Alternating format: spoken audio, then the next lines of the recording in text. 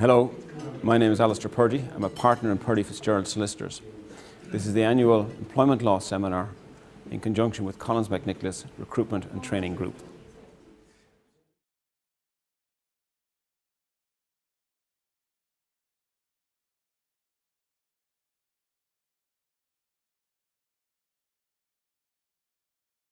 I'll start on the most topical thing, which is the Temporary Agency Workers Directive. And I think you probably all know what this is about. It's the third in a series of pieces of legislation on atypical employment that has come from the EU. And the first of those was the Part-Time Employees Act in 2001, and that was followed by the Fixed Term Employees Act in 2003, and we now have the Temporary Agency Workers Directive. So taken together, what you're seeing from the EU is a sort of a, for want of a better way of putting it, a squeezing on employers and a push by the EU to try and get employers out of atypical employment and into what I would call more regular, permanent type employment. And what's important about those three pieces of legislation is that they're anti-discrimination pieces of legislation. So in the main, they state that you cannot discriminate against any of those type of workers. And what's interesting actually, aside from that, is you look at those pieces of legislation, in effect, part-timers, fixed-term employees, and perhaps now even agency workers really have more employment rights to some extent than your normal, in inverted commas, full-time employee. So that's an interesting development, I think, over time. So anyway, the Protection of Employees Temporary Agency Work Bill of 2011 was published on the 14th of December 2011.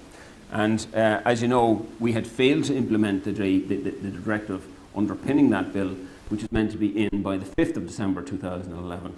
And that in itself has given rise to some issues which I'll talk about in a minute.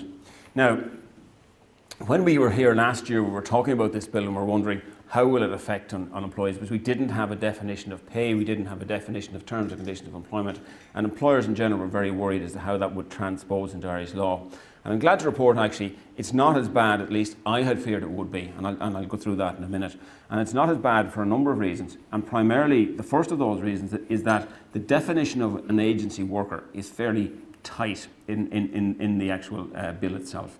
And it's very clear that it doesn't apply to independent contractors, doesn't apply to self-employed persons, and service contracts are actually excluded. And that's important because if you are an agency or you're a company utilising agency workers and you have, we'll call it contracted out a large portion of your business, well then the Agency Workers Directive doesn't apply to that. So if you have taken your electrical function, your mechanical engineering function, and you have given it to an outside, they're not technically an agency, but a service provider, they are not agency workers within the meaning of this bill. And I think at least the definition of an agency worker will be transposed into the Act. So that's the first piece of good news on it.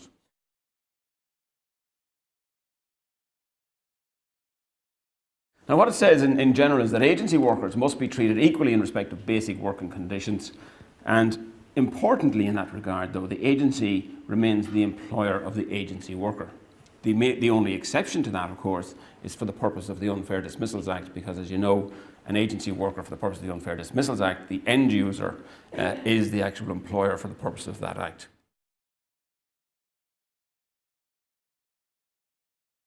Agency workers must be treated equally in respect of pay and basic working conditions. So what do these include? So it obviously includes pay, it includes working time, rest periods, rest breaks, night work, annual leave, public holidays, and access to information on vacancies in the hiring company, which is obviously there already in terms of the Fixed Term Employees Act, and access to collective facilities such as canteen, childcare facilities, unless there is what is known as objective justification.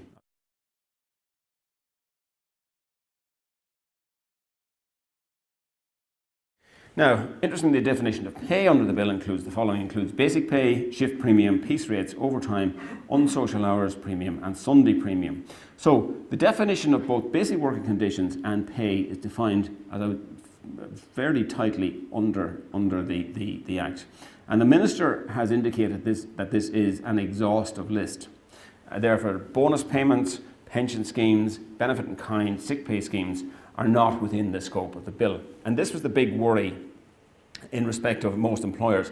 Would you have to open up your stock option plan your pension scheme, your sick pay scheme from day one to agency worker directive or agency workers already. And actually, that they're actually now, insofar as the bill is concerned, we'll have to wait and see what the Act is, but insofar as the bill is concerned, that's an exhaustive list.